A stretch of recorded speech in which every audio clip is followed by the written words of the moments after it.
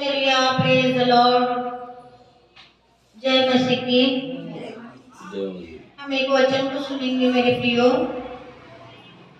तो लूका 10:19, देखो मैंने तुम्हें सांप और बिच्छू को रोकने का और शत्रु की सारी सामर्थ पर अधिकार दिया है और किसी वस्तु से तुम्हें हानि नहीं होगी। तो भी इससे आनंदित मत हो कि आत्मा तुम्हारे भविष्य में है, परंतु इससे आनंदित हो कि तुम्हारा नाम स्वर्ग पर लिखा गया है। हालेलुया।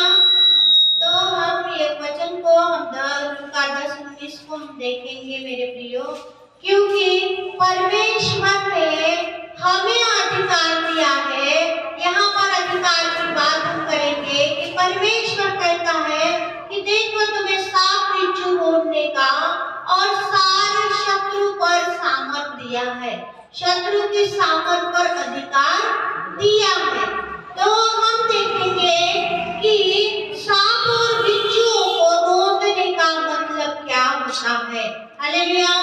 तो सांप और बिच्छू रोकने का और सारे शत्रु की सामर्थ, प्रियो शत्रु की सामर्थ हमारे मध्य में कार्य करती है और हमें उसे समझना है। परमेश्वर कभी कभी उनसे बात करता है तो हमें समझना है कि आत्मा का क्या कहना है, आत्मा क्या कह रही है और शत्रु हमारा क्या कह रहा है। जब हमारे हित की बातें बोलता है तो हमें समझ जाना चाहिए कि परमेश्वर की ओर से है, और जब हमारे विरोध में हमसे बात होती है तो हमें समझना चाहिए कि शत्रु बात कर रहा है। हालेलुया। तो हम अधिकार की बात में आते हैं मेरे प्रियो। हमें परमेश्वर ने सारी बातों पर अधिकार दिया है और परमेश्वर ने कहा है कि तुम्हें कोई भी हानि नहीं होगी। हालेलुया। तुम्हें कोई भी हानि नहीं होगी और हम अपने अधिकार को भूल जाते हैं। हमें क्या अधिकार है ये भी भूल जाते हैं, परंतु हमें अपने अधिकार को याद रखना है।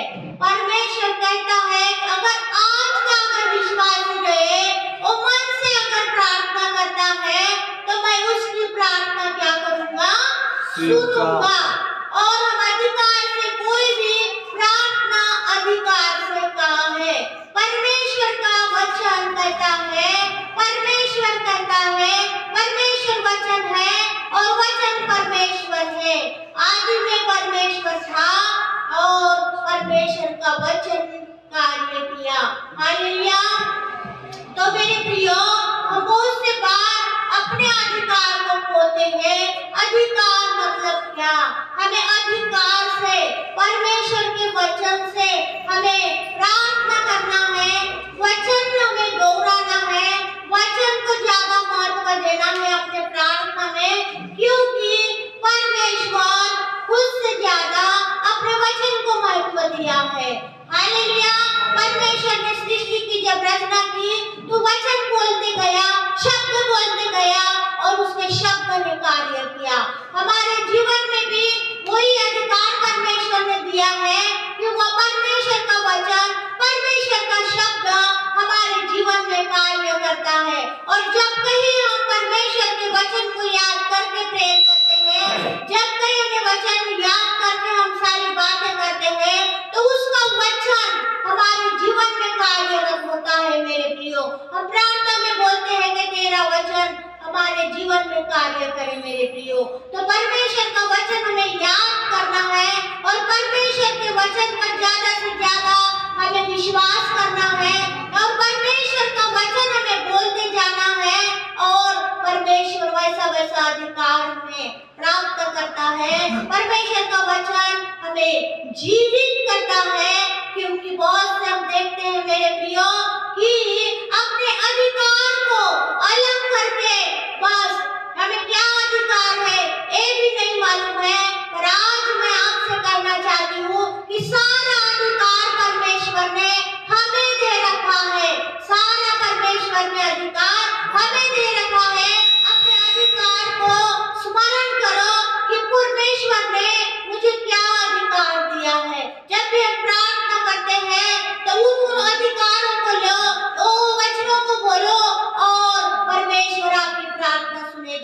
परमेश्वर कहता है कि मैं धर्मी जन की प्रार्थना को सुनूंगा और उसका उत्तर भी दूंगा।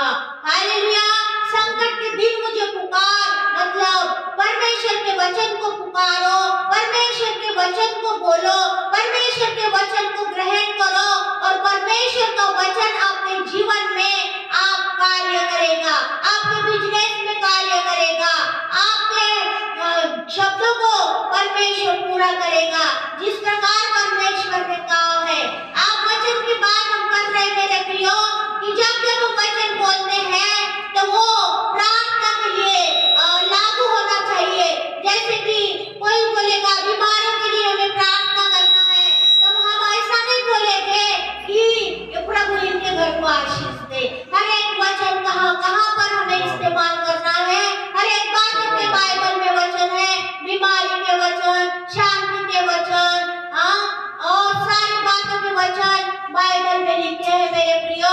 तो उन अधिकारों को, उन वचनों को हमारे प्रार्थना में हमें इस्तेमाल करना है। और